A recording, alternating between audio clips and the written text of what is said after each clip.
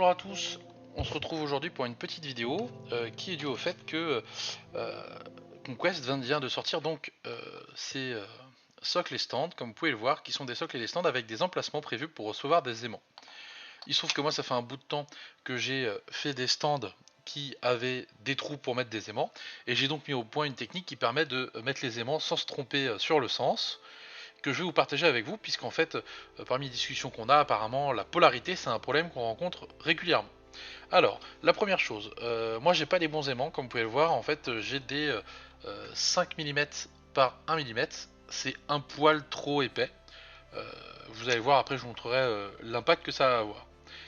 Comment est-ce qu'on va faire pour se débrouiller pour ces aimants? Et bah c'est extrêmement simple, on va utiliser le fait que les aimants ont tous le même fonctionnement avec une polarité plus, une polarité moins. Et donc le principe est assez simple, on va d'abord dans un premier temps faire un premier stand qui va nous servir de stand entre guillemets d'échantillon, et après on se basera sur le premier stand pour faire les choses de la même façon à chaque fois.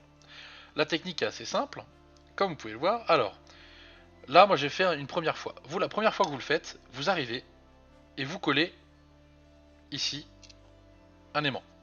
Peu importe son sens, c'est ça qui est très fort. Vous collez l'aimant ici. Hop, hop, moi je l'ai déjà fait ici, comme vous pouvez voir, j'ai déjà collé un aimant. Ensuite, vous prenez votre tas d'aimants.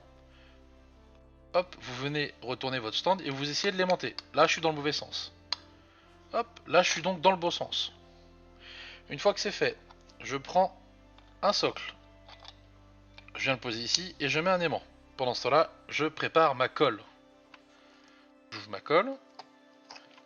Et je mets la petite goutte au milieu. Pas besoin d'en mettre beaucoup, hein. Hop. Tac. Une fois que c'est fait, on vient juste déplacer le stand, le socle, pardon, et voilà. Et là, vous avez votre socle qui est collé avec la bonne polarité.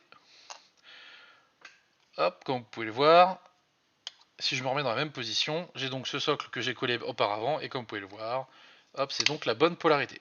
Seul problème, comme je vous l'ai dit, alors je sais pas si on voit bien la vidéo, mais en fait ça bouge un petit peu parce que mes aimants sont un poil trop grands, d'accord? Et ensuite vous me direz, mais comment est-ce que je fais pour faire les autres emplacements du stand? Et ben c'est très simple, on vient coller le bâton comme ceci, pour être sûr de le mettre dans le bon sens. On prépare un aimant qu'on vient mettre ici. On prend le bâton, alors hop, je vais le mettre sur le côté comme ça vous verrez mieux. Je prends le bâton, je viens le mettre ici. Une fois que j'ai mis le bâton là, comme tout à l'heure, je prends un petit point de colle. Un petit point de colle, pas besoin d'en mettre beaucoup. Hop, là je l'étale. Et une fois que c'est fait, on a juste à déplacer le bâton en dessous jusqu'à ce que l'aimant soit collé. On enlève et c'est fini. Voilà, écoutez, j'espère que ça vous sera utile, que ça vous évitera de vous tromper dans le sens. Alors, je vous dirais bien, l'important c'est de faire tous les stands, comme ça après vous pouvez alterner vos figurines. Et ça vous permet de ne pas être embêté sur les polarités. Et ben voilà, écoutez, si ça vous est utile, n'hésitez pas à le dire. Et si ça vous a servi à rien, vous pouvez le dire aussi. Je vous souhaite tous une bonne journée.